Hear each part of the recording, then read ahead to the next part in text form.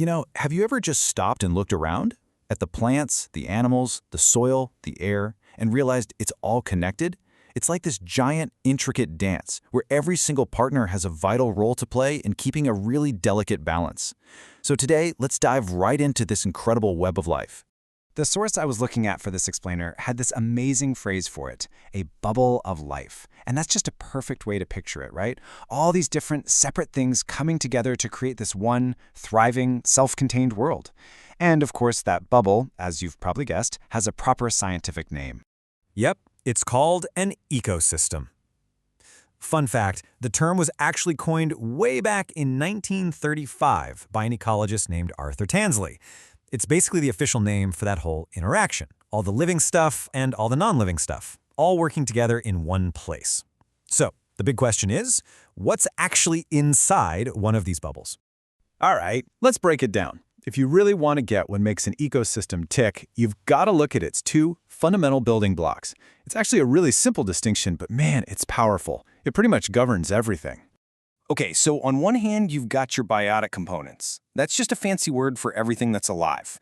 Plants, animals, bugs, even the tiniest little microbes. Then on the other hand, you have the abiotic components, the non-living stuff. We're talking sunlight, water, soil, temperature, all that. They might not be living, breathing things, but they are absolutely crucial. And this really gets to the heart of what an ecosystem is all about. The living stuff completely depends on the non-living stuff. Think about it. No sunlight, no plants. No water, no anything. It's this relationship, this give and take that powers the whole shebang.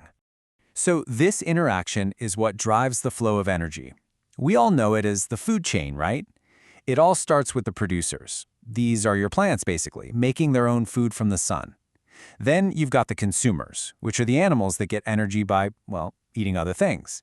And last but not least, you have the cleanup crew, the decomposers. Think fungi, bacteria, they break down all the dead stuff and return those nutrients right back to the soil. It's a perfect circle. Let's make this super simple. To see how this works, let's just follow a quick story.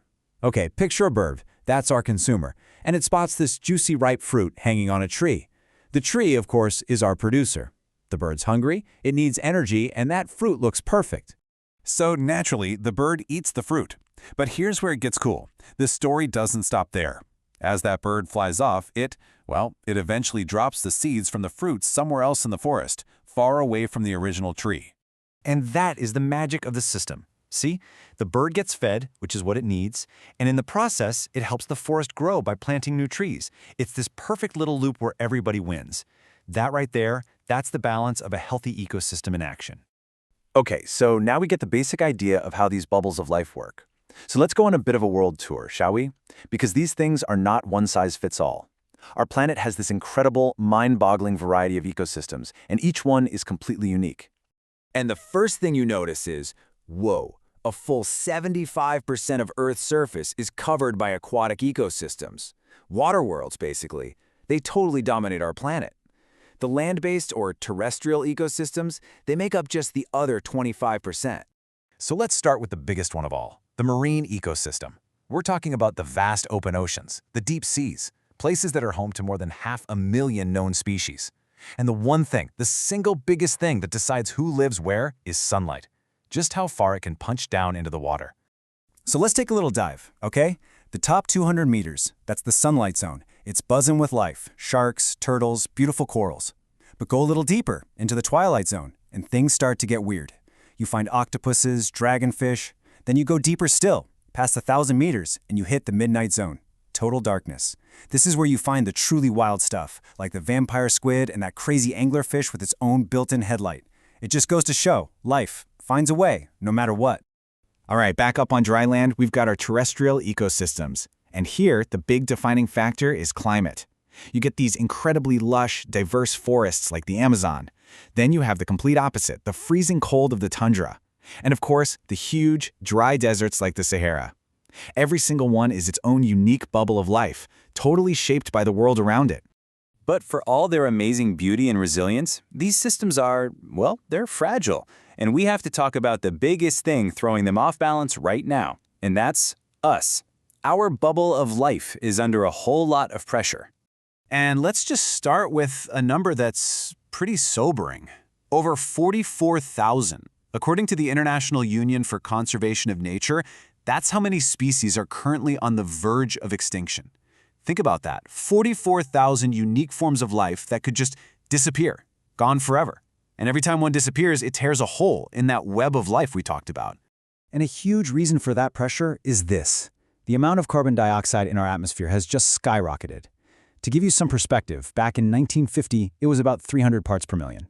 Today, it's over 400. And that's not just some small jump. It is the highest it's been in the last 400,000 years. Wow.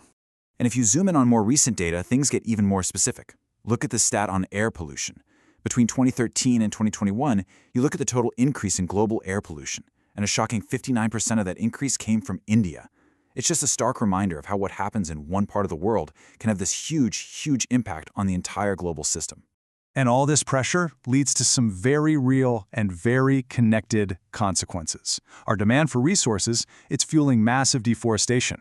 We're talking 10,000 acres of the Amazon rainforest just gone.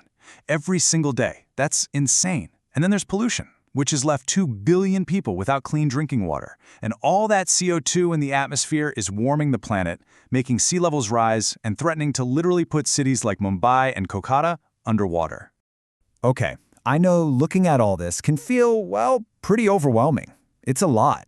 But the story can't end with the problem, right?